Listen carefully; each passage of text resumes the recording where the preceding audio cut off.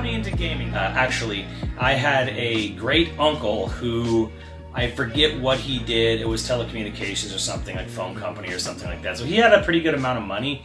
And way back in the early 80s, he was all about that lifestyle of, you know, I got the coolest stuff, I have the latest stuff. So he originally bought, I actually don't know when he bought it because it was before my time technically. He bought an Atari 2600, and then he was one of the first people to buy an NES. He always had it, and then when we would go over there, parents would do, like, you know, the parent hangout talk things, you know, they'd be doing whatever they're doing. And he would just turn on the video games in his den.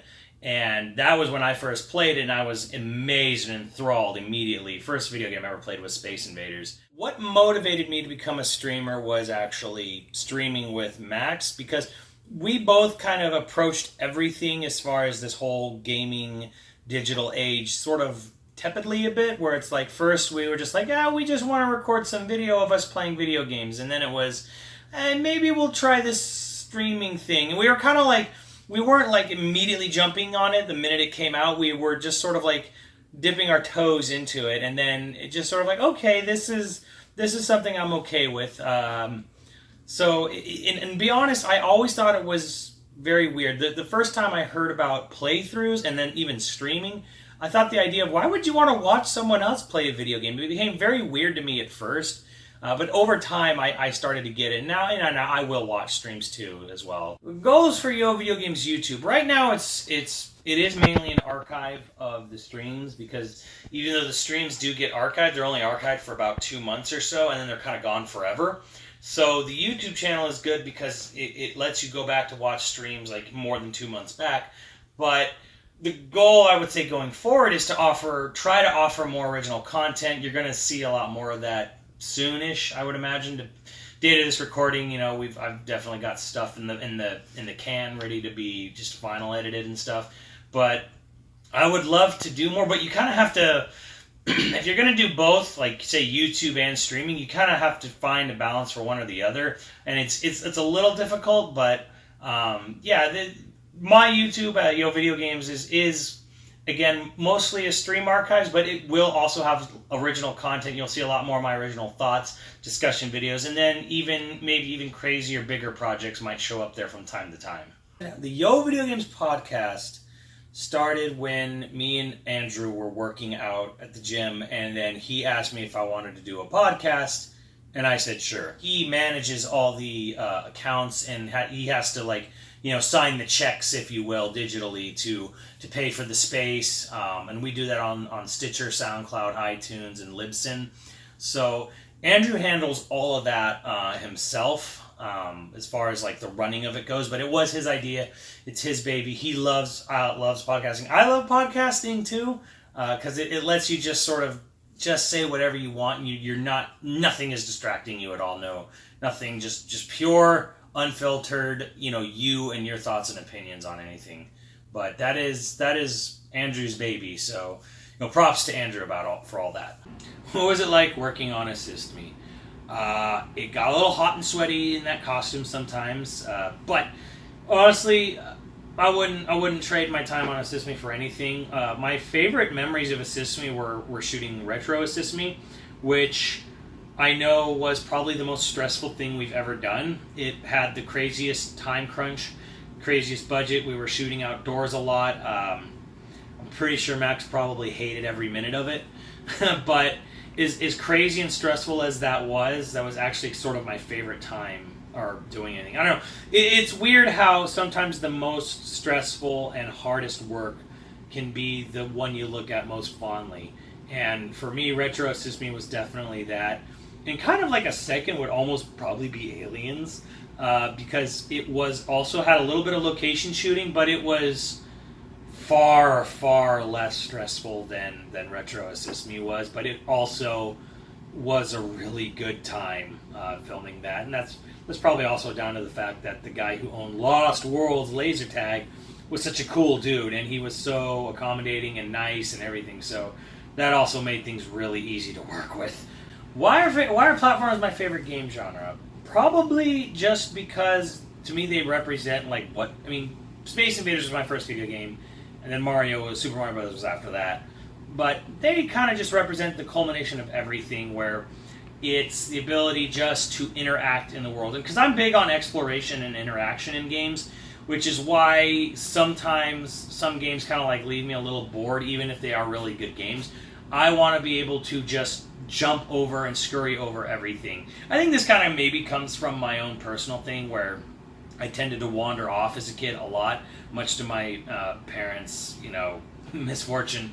But I would love to explore, climb on things. Some of my favorite things to do outside of video games when I was a kid were activities that involved crawling through stuff, climbing up stuff, whether it be trees or rocks or whatever. So I've always been big on just exploring. And when you're platforming, the whole point of platforming is to try to get somewhere that you don't know if you can make it, but you want to try anyways. That's what you want to do. So to me, platforming is like the purest expression of exploring a world in a game, whereas for me, I love exploring shit in real life.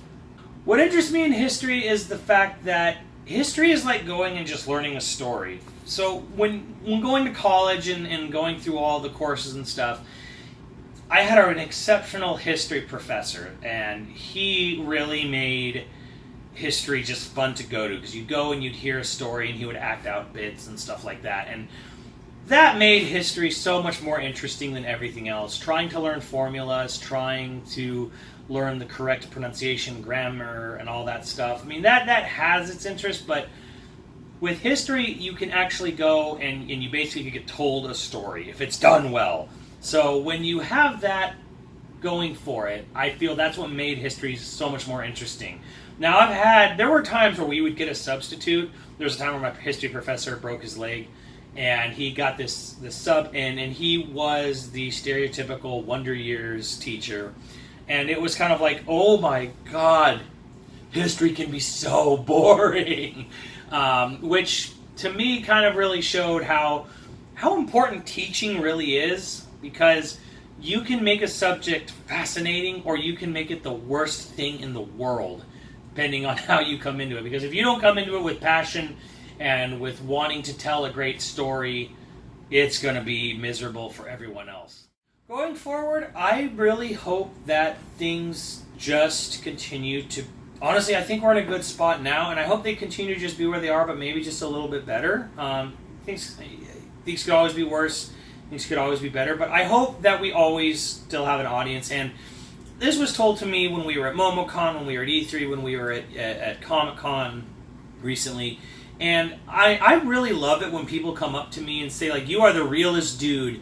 You just, you always just say, whatever truth it is, or, you don't let anything, get, and that's, to me, that was, I guess what I'm saying is, that felt really good. And I like the fact that people trusted my opinion on it. And some people are like, I don't always agree with what you say, but I appreciate the fact that you're honest about everything you say.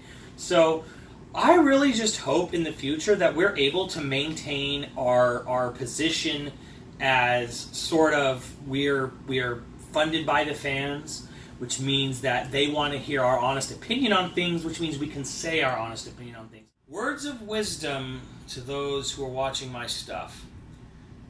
This is my greatest takeaway. Whatever I feel, or anyone feels, but particularly with me if we're talking about my channels and stuff, whatever I feel about a game is not a judgment on you or anyone else. If I don't like a video game, that has nothing to do with how I feel about a person who does like a video game.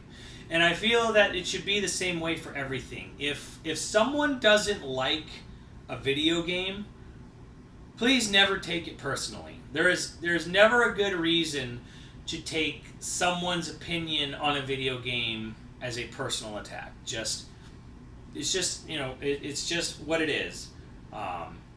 And I hopefully I never come off as saying like anyone who likes something is dumb. Nobody is bad or dumb or lesser for liking a video game I don't like. That is my big ultimate words of wisdom, and that games are just for fun. They are meant to be a luxury activity. They are not meant to be any sort of life important thing for anyone. So that is my words of wisdom: is I never judge a person for liking a video game or not liking a video game. That's my words of wisdom. Never take things too personally, unless you're Tetsuya Nomura, in which case you should stop making video games because you do personally suck at making games.